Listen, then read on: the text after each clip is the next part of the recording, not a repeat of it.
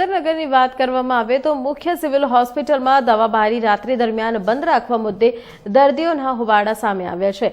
Civil હોસ્પિટલમાં હવે તો સ્ટોર ઇન્ચાર્જ અને ડોક્ટર પણ સામ આવી ગયા। સુરેન્દ્રનગર સિવિલ હોસ્પિટલના સંચાલકો અને અધિકારીઓ રાત્રે દવાબારી સ્ટોર રૂમ ના કરવા મક્કમ।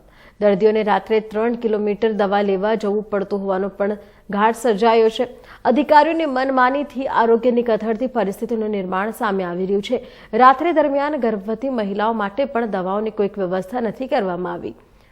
રાત્રિ દરમિયાન દર્દીઓ પરેશાન અને અધિકારીઓ આરામમાં તેવો ઘાટ સુરેન્દ્રનગર સિવિલ હોસ્પિટલમાં સર્જાયો છે। સાથે પણ જણાવી દે કે દર્દીઓ દરરોજ હોબાળો પણ કરી રહ્યા છે। સિવિલ હોસ્પિટલ આવેલું છે જે ગાંધી હોસ્પિટલ, તેમાં વારંવાર અપવાદ વિવાદમાં સંકળાયેલું હોય છે। ક્યારેક દર્દીઓને પૂરતી સુવિધા નથી મળી રહી હોતી, ક્યારેક ડૉક્ટરનો ગેરવ્યવહાર। હાલ જોવામાં એવું આવી રહ્યું છે કે સુરેન્દ્રનગર જિલ્લાની જે સિવિલ હોસ્પિટલમાં જે દવાની બારી હોય છે તે રાત્રિ દરમિયાન ખુલ્લી રાખવામાં નથી આવી। તેના કારણે અવારનવાર અહીંયા મોટા હોબાળા થતા હોય છે। જ્યારે સુરેન્દ્રનગર જિલ્લામાં કોઈ ગર્ભવતી માતા હોય કે તેને રાત્રે એમરજન્સીમાં અહીંયા લાવવામાં આવે તો તેને 3 કિલોમીટર આગળ જઈને દવા લેવાનો ઘાટ સર્જાય છે। સુરેન્દ્રનગર જિલ્લામાં જે સિવિલ હોસ્પિટલ છે અવનવા વિવાદમાં આવે છે।